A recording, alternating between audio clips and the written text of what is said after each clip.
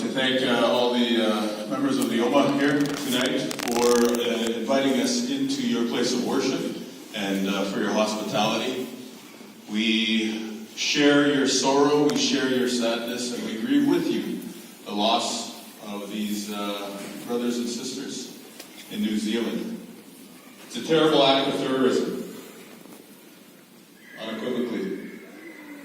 Should never happen, should never take place. And yet, why does it happen so much? And why does it seem to be happening more often? Certainly there's something wrong in our society where Islamophobia, where racism and hate against people who practice the Islamic faith is allowed to continue. And so as our grief moves towards healing, we must look inward and ask ourselves what we are doing to stamp out Islamophobia, so that we might not have to be here again, grieving the lives of the innocent. It's very sad to see not just violence taking place or violence against innocents taking place, but there was violence against innocent people in their place of worship. That's what makes this especially offensive and especially sad.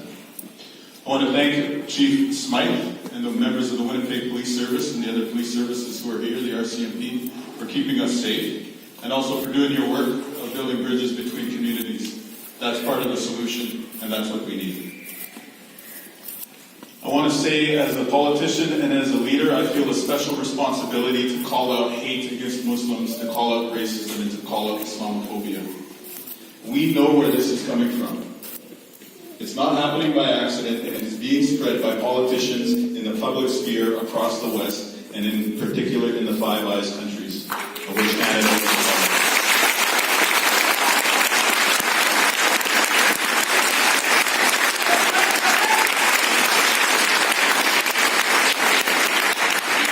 I shared these words when we were mourning the brothers and sisters from the Quebec shooting.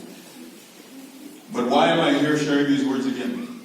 If I, as a public servant, need to spread hate against another group of people in order to be elected, then I am not worthy of holding public office. I shared those words 2 years ago.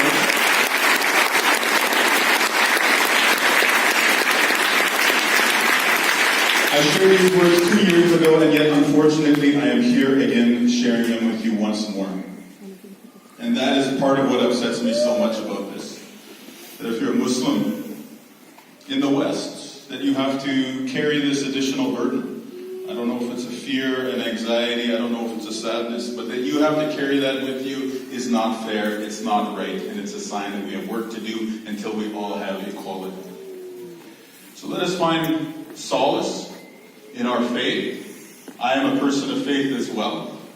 I'm a traditional Anishinaabe person. I pray to the Creator the same way that you do. And yet let us work together. Let us recognize that it's more than just the politics of division and the politics of hatred. We also have, across many different communities, to answer the question, what are we going to do with angry young men? What are we going to do to tackle toxic masculinity? Because the young men who do not find their way to righteousness in our society today are too often finding their way towards evil.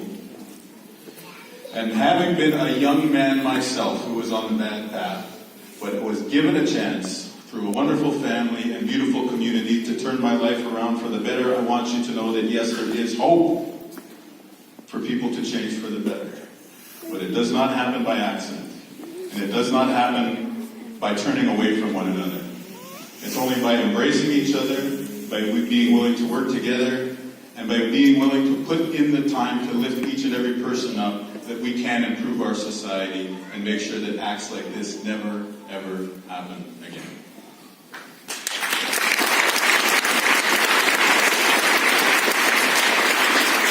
So I just want to thank Idris and everybody from MIA for welcoming us here. Migochka Tizindaoyek and Shukran.